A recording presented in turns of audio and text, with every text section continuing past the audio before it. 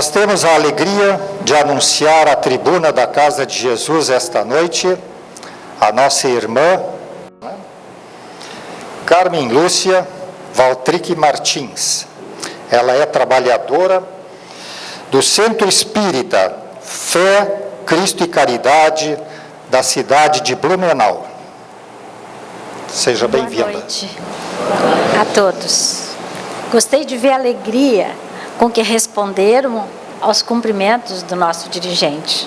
Isso é muito bom, porque nós estamos iniciando um novo ano e queremos, na verdade, alegria, felicidade para todos nós. Então, nessa época de início de um novo ano, é sempre um período de grandes reflexões, de grandes pensadores trazerem suas mensagens.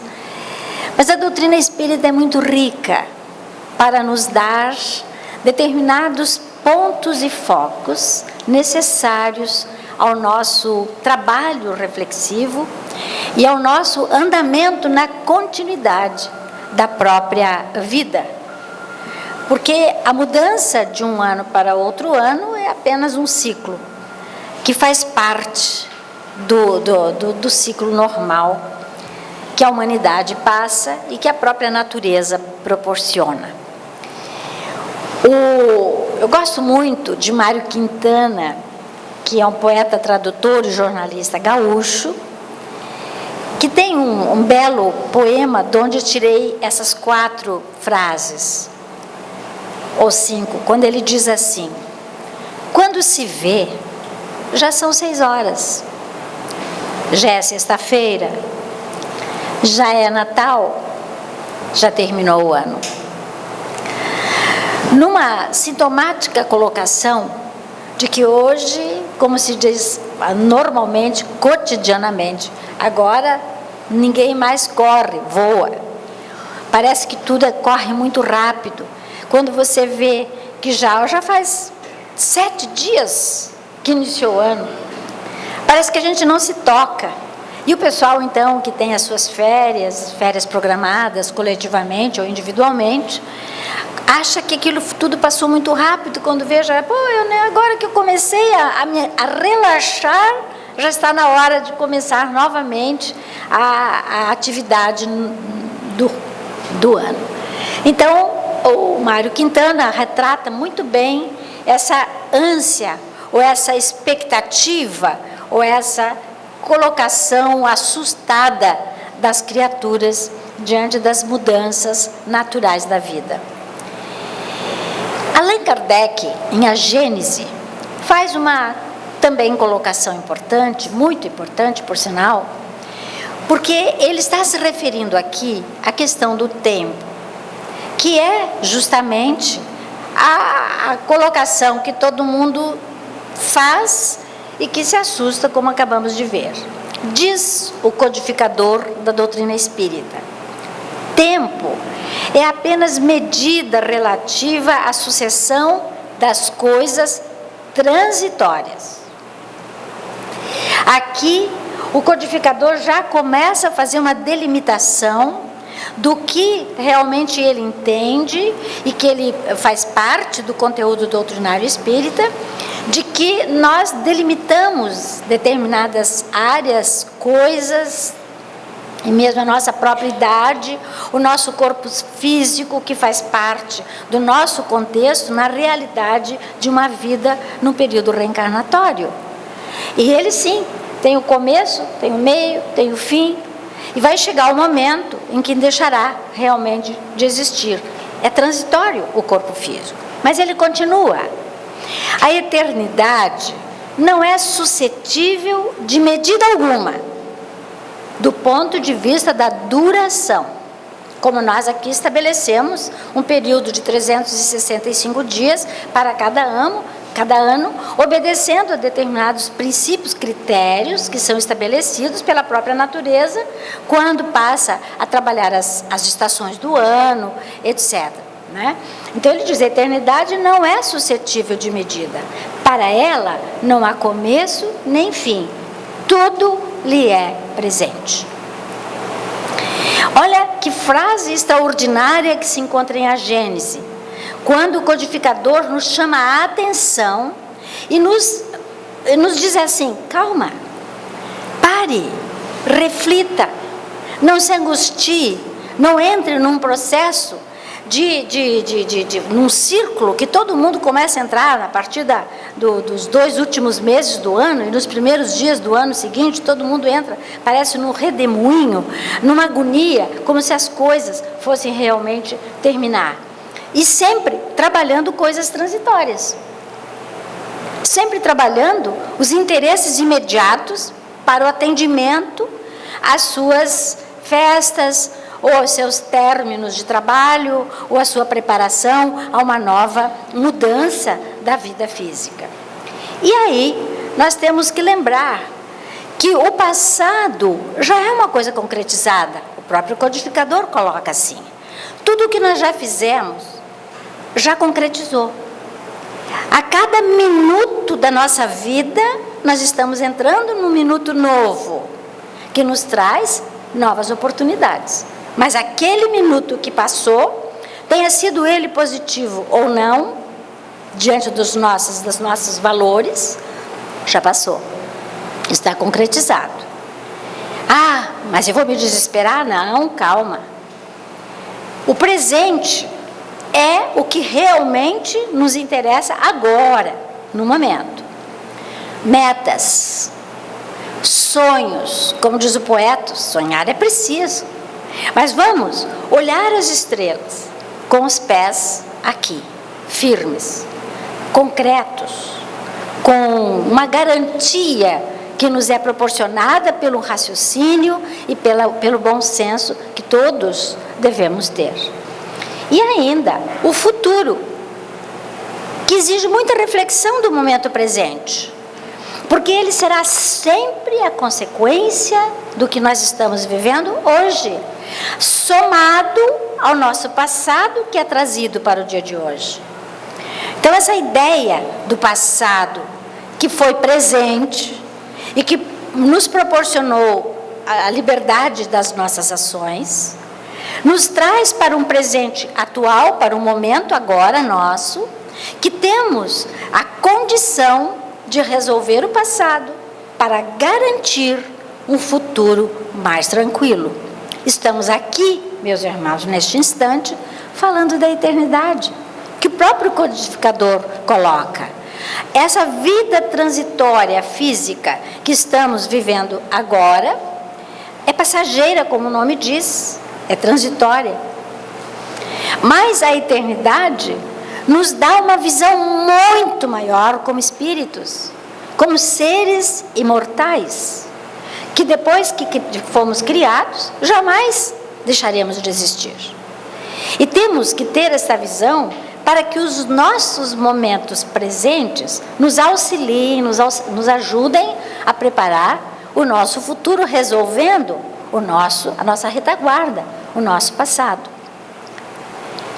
Lulu Santos tem uma música que também gosto demais, porque da sua forma poética, da sua forma artística, ele diz uma realidade.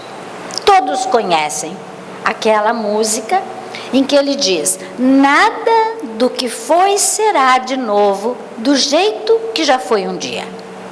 Tudo passa, tudo sempre passará. A vida vem em ondas, como um mar, no indo e vindo infinito.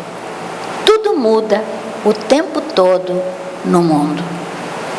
Acho sensacional, e acredito que a maioria que parou para raciocinar em cima da ideia trazida pelo autor Lulu Santos, uma música agradável de se cantar, retrata a nossa realidade numa visão espírita.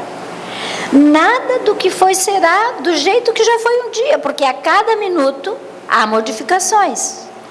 A começar por nós mesmos, que estamos mudando constantemente, estamos evoluindo. Uns mais lentos, outros mais rápidos, um de uma forma, outro de outra, mas todos estamos num processo de crescimento. E as mudanças vêm inevitavelmente. Um feliz ano novo se constrói. Não adianta dizer, agora mudou o tempo, agora vai ser tudo diferente, eu já estou chegando na aposentadoria, já vou começar a descansar, já não preciso mais fazer nada, o meu tempo passado é que eu trabalhei, hoje é para gozar a vida. Não é essa a nossa visão.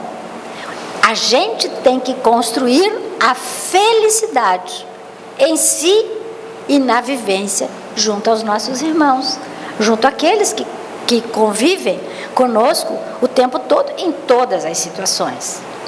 Precisamos fazer, sim, um investimento sólido nas nossas relações interpessoais, transformar os nossos valores. Não haverá possibilidade de nós nos transformarmos e transformarmos nossa vida se não alterarmos os nossos valores. Porque os valores são os princípios, são as bases que nos sustentam na própria vida.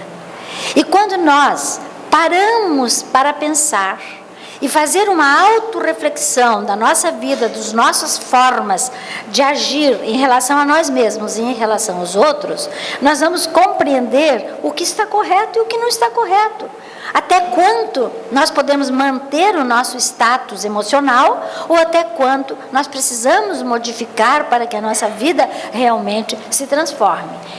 Trabalho, então, se constrói com trabalho e construção para um mundo melhor. Sempre a construção. Sempre nós vamos tijolo por tijolo, palavra por palavra, dia após dia, fazendo a nossa própria vida. E Lia Luft, que é outra escritora gaúcha, coincidentemente, ela diz, ela tem no seu livro Perdas e Ganhos, ela traz esse pensamento que acho interessante. Construir um ser humano, um nós, é trabalho que não dá férias nem descanso. Haverá paredes frágeis, cálculos mal feitos, rachaduras e, quem sabe, um pedaço que vai desabar. Mas se abrirão também janelas para a paisagem e varandas para o sol. Lia também traz uma realidade. Ela mostra aqui que nós não temos férias e nem descanso no nosso processo individual de crescimento. Todo dia e toda hora é o momento da nossa mudança. E aqueles que acham que período de férias ou que determinada fase da sua vida tem direito de fazer tudo o que quer para aproveitar, tem seu livre-arbítrio, tem direito. Mas seria interessante parar e pensar um pouco, como vamos refletir até o final do nosso trabalho. E lembrar sempre que, como ela diz aqui, as paredes muitas vezes são frágeis. Às vezes, os nossos suportes estão baseados na areia, como Jesus já chamou a atenção. Construa a sua casa sobre a rocha, porque a areia vai desmanchar, vai cair, vai desestruturar toda uma construção quando não bem feita e quando não bem estruturada. Então, cuidado com as nossas rachaduras. Uma palavra, às vezes, um ato mal pensado pode gerar uma grande rachadura na nossa vida. E quem sabe, ela diz aqui rachaduras, e quem sabe um pedaço que vai desabar, como a casa que acabamos de falar. Mas lembra, Lia, que abrirão janelas e paisagens para o sol. Quer dizer, a cada dia, um dia novo. A cada dia, uma nova oportunidade. Por isso que o presente são metas. Presente são sonhos. São oportunidades que jamais deveremos deixar de aproveitar. Por isso, a necessidade de construir a nossa felicidade para vivenciarmos um mundo novo. refletir, avaliar e planejar que cada dia é um novo dia, né? A vida física é um dever que trouxemos para fazer em casa. Por que a vida física é um dever que trouxemos? A doutrina espírita nos explica a questão da multiplicidade das existências. O processo de evolução se dá a partir da nossa vivência em várias e múltiplas vidas, nascendo e renascendo, para a oportunidade realmente se concretizar e nós possamos galgar melhores possibilidades, condições e melhores vidas.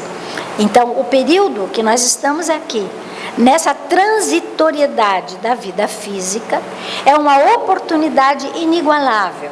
E é o dever de casa, porque nós estamos aqui a partir de um planejamento estabelecido diante das nossas necessidades, pelas vivências do passado, que já se concretizou e que deverá ser mudado agora, para que o futuro, nessa colocação que estamos fazendo, realmente aconteça. A propósito da existência é buscar a felicidade. Fomos criados para sermos felizes. Deus é Pai, Deus é justo, Deus é bondoso, Deus é misericordioso.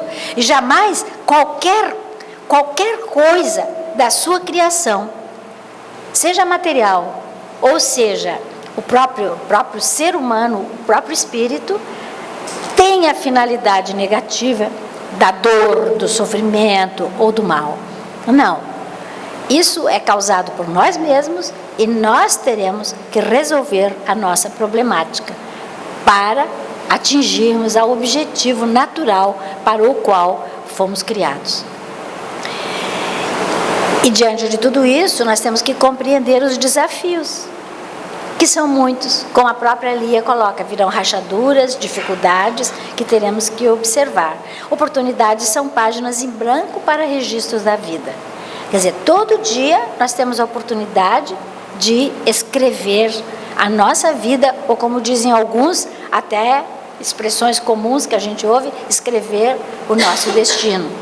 O nosso futuro depende do hoje. E Chico Xavier retrata muito bem essa ideia que estamos passando aqui, quando ele diz, embora ninguém possa voltar atrás e fazer um novo começo, qualquer um pode começar agora e fazer um novo fim.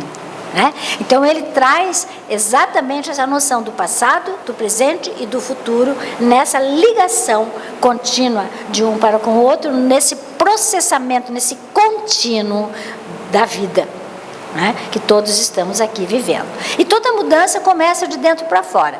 Ninguém imagine que a mudança vai começar de lá para cá. Ela vai começar de dentro para fora.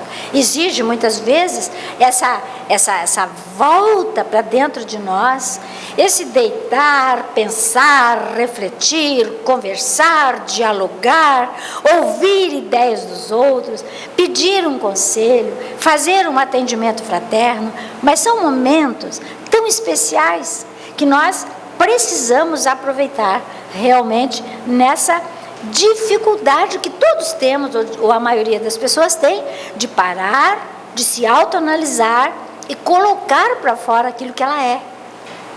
A maioria das pessoas é introspectiva quando trata de si mesma. Nós temos muita facilidade de julgar os outros, né? Nós apontamos o dedo, nós falamos mal, nós criamos um monte de situações.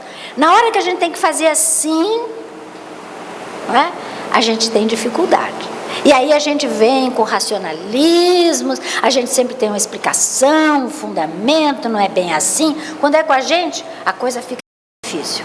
Então é preciso que exista às vezes um especialista ou alguém com uma boa psicologia, que faça uma boa terapia para auxiliar a gente a raciocinar um pouco melhor. As obras também nos mostram muito. Quando mudamos a forma de ver as coisas mudam de forma. Isso me faz lembrar essa frasezinha inicial de uma historinha muito curta, mas bem interessante, que eu acho que a maioria aqui conhece, mas ela cabe muito bem para a gente raciocinar. Aquele casal que toda manhã fazia questão de levantar e tomar o seu café junto. E todos os dias que o marido sentava na mesa, ele já esperava a conversa da mulher que vinha. Ela olhava lá fora a roupa da vizinha estendida no varal, no arame, e dizia: mas essa mulher continua fazendo sujeira. Ela não limpa uma roupa que presta, ela não faz nada. Como é que pode? Todo dia, todo dia.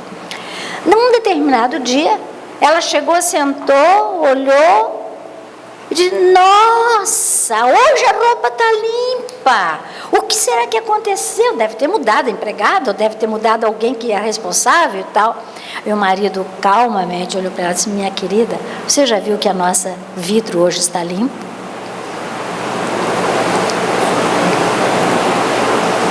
Então, nós ficamos sempre vendo lá, pouco vendo aqui, mas quando nós mudamos a nossa forma de ver as coisas também mudam de forma. E aquele modo de a gente ver pode ser valiosíssimo para a nossa mudança principal. Que são lentas as mudanças, são necessárias, são inevitáveis. Ninguém está aqui já em estado de perfeição. E se nós não somos ainda perfeitos, porque somos perfectíveis, nós temos a possibilidade, o germe em nós, da perfeição. Mas isso é uma conquista. É como Jesus colocou a questão da semente, que ela tem dentro dela, latente, todas as possibilidades, todas as potencialidades a serem desenvolvidas. Mas elas precisam ir para baixo da terra, ela precisa ficar no escuro, precisa receber água, sol, adubo, 1000 coisas para que ela realmente possa desenvolver-se e desenvolver de tal forma que vai crescer e vai ser grandiosa, vai virar um carvalho, vai virar um monumento extraordinário à custa do seu próprio trabalho que a natureza lhe oferece. Então, aquela semente chegará ao auge do seu poder, passando lentamente pelas necessidades inevitáveis do seu crescimento. Trazendo essa metáfora da semente para nós, vamos encontrar a mesma coisa em relação ao aspecto moral de todos nós. As mudanças exigem foco, né? Objetivos, prioridades. Estabelecer prioridades não é fácil. Todos temos que aprender a dar mais importância para determinadas situações. Ver o que é mais necessário. Vida menos complicada. Hoje nós temos que aprender a simplificar e não complicar a nossa vida, né? Abandonar hábitos que não são ideais, porque o hábito é um conjunto de conhecimentos, de atitudes, de comportamentos condicionados que nós já estamos fazendo por muitos e muitos e muitos séculos até.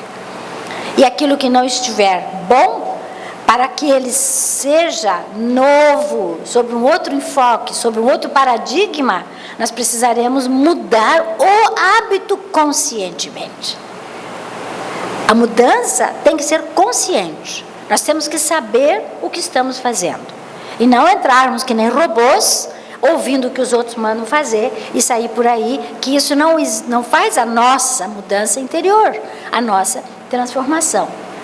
Precisamos ter os pés no chão, muito estudo, muita dedicação, habilidades enormes para que a gente vá enfrentando funções, situações, de forma a desempenhar otimamente aquilo que nós quisermos fazer. E isso exige disciplina, isso exige ordem, persistência. Existem pessoas que começam com tudo. Agora é ano novo, agora minha vida vai mudar, a partir de hoje vai ser assim e tal, e fala, beleza. Só que o primeiro dia passa, o primeiro mês passa, e a coisa começa a murchar, e vai mudando, e vai desistindo, não tem persistência, nem resiliência.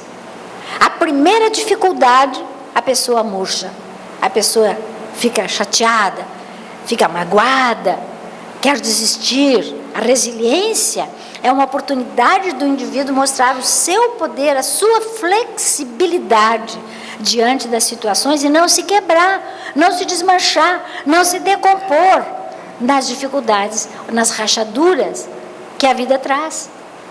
E não é a vida que Deus nos manda, é a vida em que nós estamos inseridos no contexto e das necessidades, das coisas, das provas que precisamos passar. Dos malfeitos que fazemos, da falta da reflexão, dos erros cometidos, de cálculo da nossa própria vida. Então a resiliência tem que nos levar a uma aprendizagem.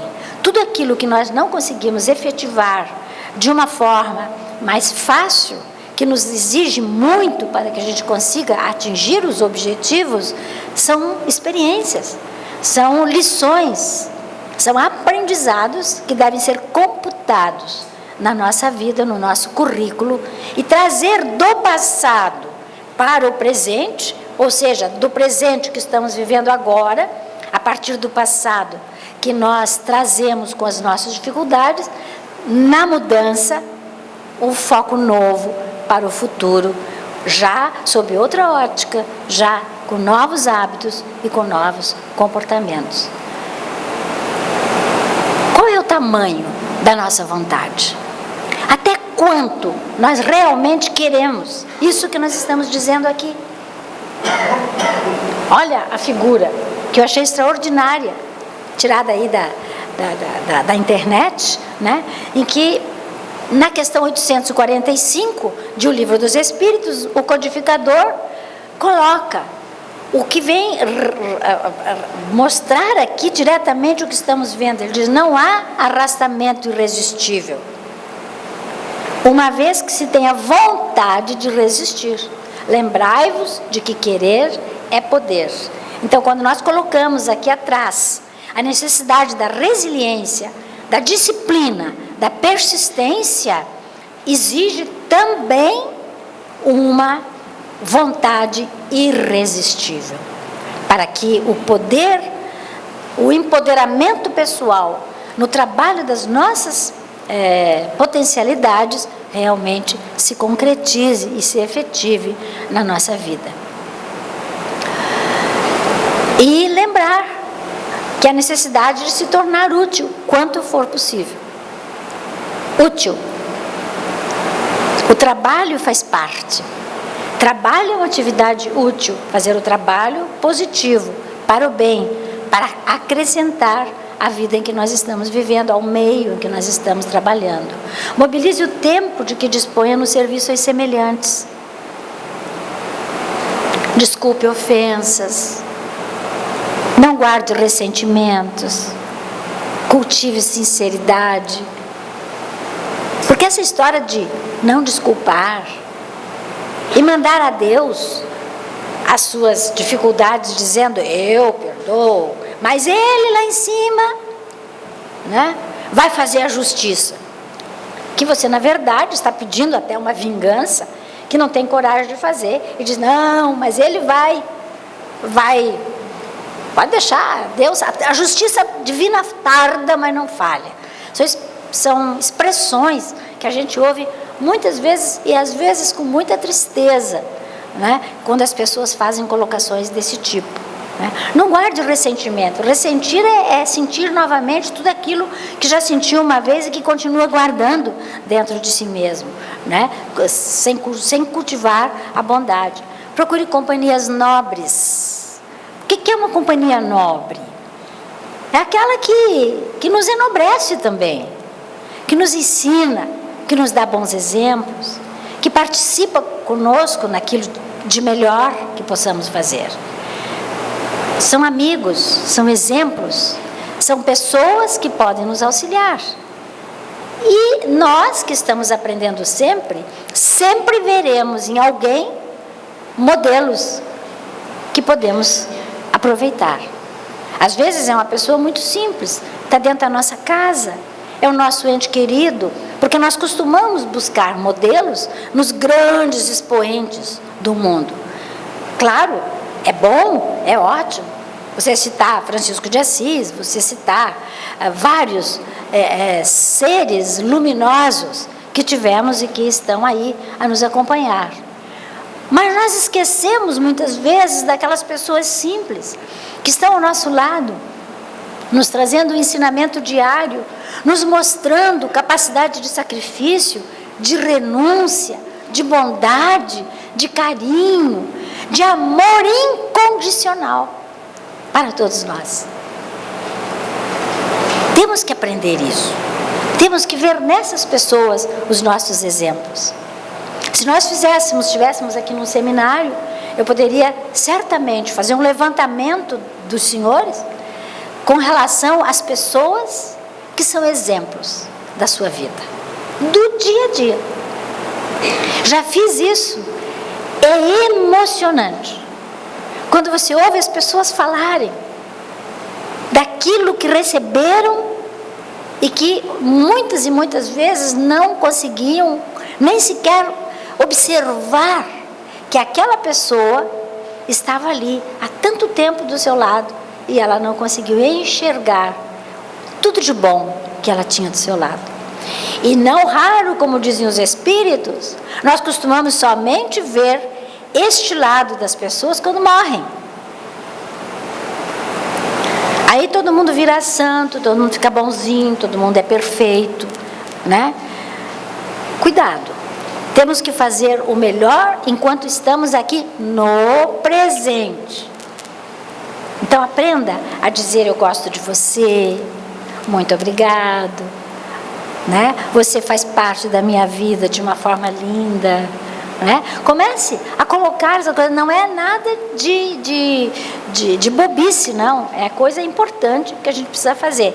Quem que nos diz isso? André Luiz, no livro Momentos de Ouro. Ele nos chama a atenção dos itens, e eu já estou aqui aumentando, né, com os exemplos que acho importante. A vida é uma dança. Importante é dançar sem apego, sem resistência ou sem revolta. A flexibilidade na vida é muito importante. Quem não é flexível tem dificuldade de viver a resiliência. Porque a resiliência é aquela capacidade que tem. O exemplo que é dado em física, justamente um deles, né, é de que você pega um elástico, estica até o limite. Quando você solta, ele volta naturalmente, sem máculas, sem ter se estragado. Resiliência moral é a gente fazer isso. Enfrenta as dificuldades, as crises, como diz o codificador lá em A Gênese. Crises todos temos. O espírito mais elevado e o espírito menos elevado, quando encarnado, terá crises que fazem parte daquela vida transitória que ele está vivendo. Mas ele tem que aprender a enfrentar as crises com dignidade. Tem que ver, tem que sentir, tem que ter nele a condição de enfrentar sem perder a postura da nobreza, né? Sabendo daqueles princípios básicos de que Deus é Pai, de que Deus é inteligência suprema, que Ele é misericórdia, que Ele é justo, sim. E cada um responde pelos seus atos. Mas a misericórdia divina está aí, com novas oportunidades que todos podemos receber e vivenciar. Então a vida é uma dança, no sentido também aqui figurado, mostrar que nós temos que jogar o nosso corpo, a nossa vida. Vamos ter parceiros, vamos ter pessoas que vão dançar, que vão cantar conosco e que vão passar também por sofrimentos. Uns cantam, em momentos choram conosco, né? Então isso é muito importante. A missão do Espiritismo é transformar o homem para que o mundo se transforme, diz Allan Kardec. A missão do Espiritismo é transformar o mundo, mas não é assim, transformar o homem, mas não é assim que o homem transformado vai... Não, o mundo será assim, transformado a partir de cada um de nós. Estamos vivendo um momento de transição, que todos sabemos disso, né? E essa transição é efetuada primeiro em nós mesmos. Já não são mais as entranhas da terra que se modificam, são as entranhas do homem, do ser humano, como ele coloca. E a gente está vendo aí tanta coisa, hoje em dia diz, meu Deus, parece que antigamente não era assim. A gente não via tanta coisa que está acontecendo hoje e tal. São momentos que a humanidade está passando por muitas crises que vai levar a pensar, a sofrer, a verificar o seu modo de viver. E a Joana de Ângeles, através da psicografia de Divaldo Pereira Franco, diz: o espírita que não progrediu em um período de 3 anos já é um indivíduo estacionário. 3 anos. E a gente sabe que o mundo, nos últimos 50 anos, fez uma transformação e aprendeu muito mais do que o homem aprendeu até 50 anos atrás. É uma coisa extraordinária o avanço da ciência, da tecnologia e de todas as formas pensantes que nós estamos aqui recebendo todo dia e toda hora. Quem, anos atrás, há 30 anos atrás, imaginava estar sentado aqui vendo o que está acontecendo lá do outro lado do mundo em tempo real? Uma coisa extraordinária isso, que nos ajuda a tomar muitas decisões. E é por isso que o codificador nos coloca essa frase que todos, meus irmãos, deveríamos decorar. Mas assim, decorar entronizando, internalizando a ideia colocada pelo codificador. Reconhece-se o verdadeiro espírita pela sua transformação moral e pelos esforços que emprega para domar suas inclinações más. Verdadeiro espírita não é aquele que já nasceu perfeito, é aquele que está lutando, que está buscando a transformação. Por isso que ele diz, o espírito que sua transformação e pelos esforços. Quem precisa se esforçar é porque ainda não tem a total capacidade de vivenciar determinada situação. Então a gente precisa domar. A gente costuma domar o animal, aquele animal interno que nós trazemos conosco, né? Como dizia Paulo de Tarso numa de suas epístolas, temos que acabar com o homem velho para trazer o homem novo. E acabar com o homem velho significa mudar hábitos, comportamentos, tudo isso que nós estamos olhando aqui. E temos que mudar a partir dos ensinos espíritas que já vem baseado nos princípios básicos do cristianismo. O espiritismo é o consolador prometido. E aquilo que nós estamos estudando nas obras básicas traz a explicação do conteúdo trazido pelo mestre, que é o mestre de todos os mestres, e que trouxe realmente as bases que hão de nos transformar pessoalmente e de toda transformação da humanidade. Quando, na questão 919 do Livro dos Espíritos, o Espírito de verdade e toda a sua equipe responde ao codificador. Um sábio da antiguidade já dizia: conhece-te a ti mesmo. Conhece-te a ti mesmo. E Allan Kardec, com toda a perspicácia de grande educador, ele questiona, mas meio de conseguir. Porque é fácil dizer, não, tem que mudar, não, tem que outro hábito, não, você consegue, mas precisamos de ferramentas, precisamos de coisas que nos ajudem à mudança. E ele, na própria questão 919, ele traz um comentário belíssimo de orientação do Espírito Agostinho, que viveu de 354 a 430 depois de Cristo, e que viabiliza, ou como ele viabiliza, essa transformação. É possível que todos já tenham lido. Se não leram, é um convite para lerem, estudarem esse trecho na questão 919 e o comentário do codificador. Agostinho dizia assim: fazei o que eu fazia quando estava na terra. Modelo. E traz a ferramenta. Ao fim do dia, interrogava a minha consciência. Ele não disse assim, eu vou interrogar a consciência dos outros. Interrogava a minha. Que quem tem que se autoavaliar sou eu mesmo. Passava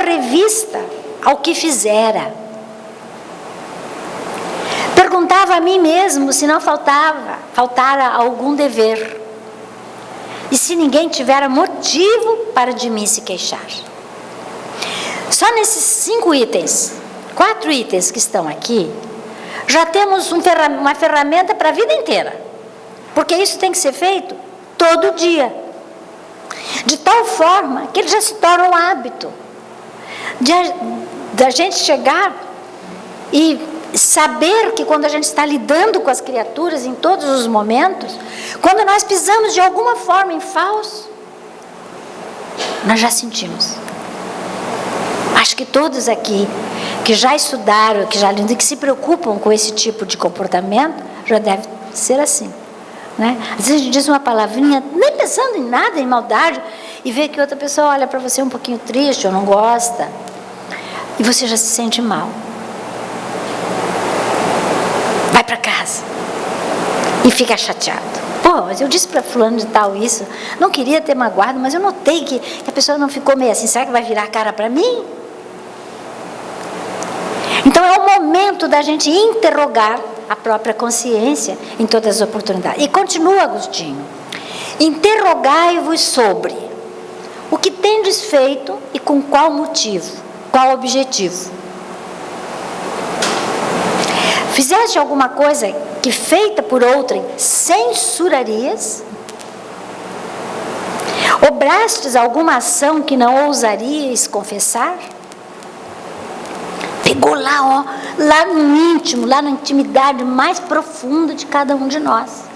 E ele não está dizendo assim, vai lá, confesse para o mundo, confesse para outra. Não, ele está dizendo, fale com a sua consciência. Tenha consciência, tenha ciência consigo mesmo daquilo que você faz, daquilo que você é, daquilo que você apronta no dia a dia. E continua: quando estiverdes indecisos sobre o valor de uma de vossas ações, inquiri, como a qualificarias se praticada por outra pessoa? Porque às vezes, é como falei antes, a gente desculpa a gente mesmo. É uma beleza, a gente sempre dá um jeitinho de dizer, não, você entendeu mal, você... Agora, quando é o outro que faz, nós, ó, caímos, é a maledicência, né? Levantamos às vezes uma série de formas de denegrir a imagem do outro. O que dela pensam os vossos semelhantes da sua ação praticada? Já paramos para pensar? Já nos avaliamos dessa forma? E ele, aqui eu pus entre parênteses e inimigos, os semelhantes e inimigos. Kardec chama a atenção para os inimigos. Quando a gente acha que tem inimigos, ou quando as pessoas se acham nossas inimigas, como é que ela agiria, ela que não gosta de mim, ou que não simpatiza comigo, como é que ela faria? O que ela diria para mim a respeito do meu ato? Porque o amigo, porque o companheiro, porque aquele que gosta de nós, que está sempre do lado, ele sempre, como é que se diz? Amacia, né? Amacia o nosso ato. Mas aqueles que não gostam de nós, quando não aumentam. Né? Então, esses a gente tem que ouvir também. Chico Xavier tinha uma frase em que ele dizia, não vou fazer aqui ipsis literis, mas ele dizia que Emmanuel sempre dizia para ele, Chico, quando você ouvir um comentário a teu respeito, preste atenção. Se for coisa positiva, agradeça e passe para frente. Se for coisa negativa, preste muita atenção, porque são os nossos inimigos ou aqueles que nos vigiam, os nossos melhores mestres, que nos obrigam a mudar o comportamento. Formulai, pois, de vós para convosco questões nítidas e precisas e não temais multiplicá-las. Quer dizer, ele sugere que mais outras questões possam ser levantadas aqui.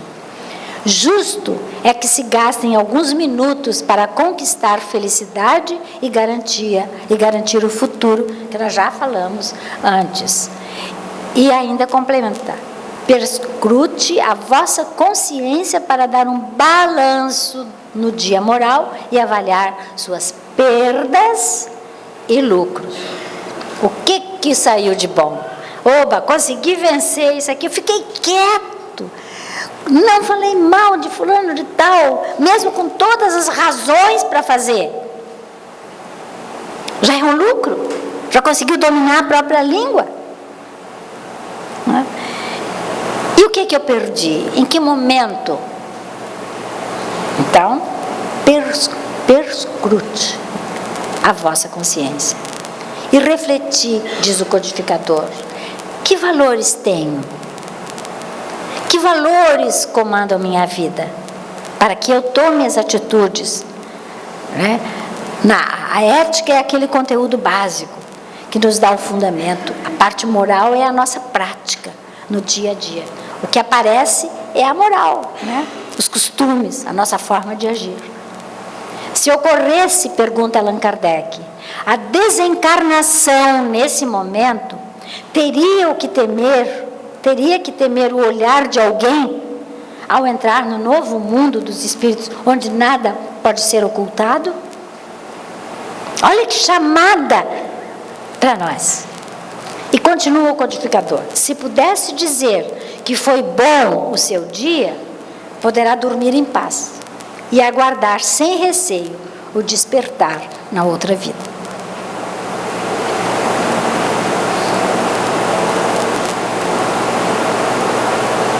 As respostas, diz o codificador, nos darão o descanso para a consciência ou a indicação de um mal que precisa ser curado.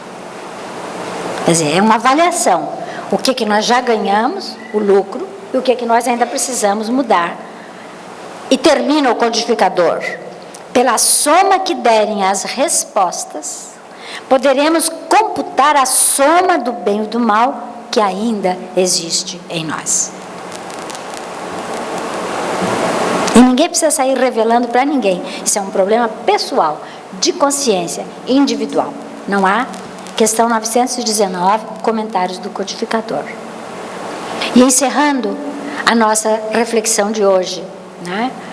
Podemos, com o ano novo que está entrando, lembrando o passado do ano velho, para o ano novo que está chegando, ainda chegando, né? Podemos dizer, mais uma etapa concluída, nada de lembranças amargas. Porque o que for amargo tem que ser adoçado, tem que ser trabalhado por nós. Esperança é o desejo nosso, para que o horizonte fique claro, límpido, e que todos possamos caminhar realmente nesse sentido. Perseverança para jamais desistir de sonhar. E, meus irmãos, acreditar na paz para ser feliz. Na paz, que é uma conquista interior. E só se dará a partir da vivência do amor, conforme Jesus nos ensinou. Amar a Deus sobre todas as coisas e ao próximo como a si mesmo é a síntese de todas as leis e de todos os profetas. E quem vive essa máxima do Cristo viverá sua paz e será realmente feliz. Muito obrigada e feliz Ano Novo para todos nós. Obrigada.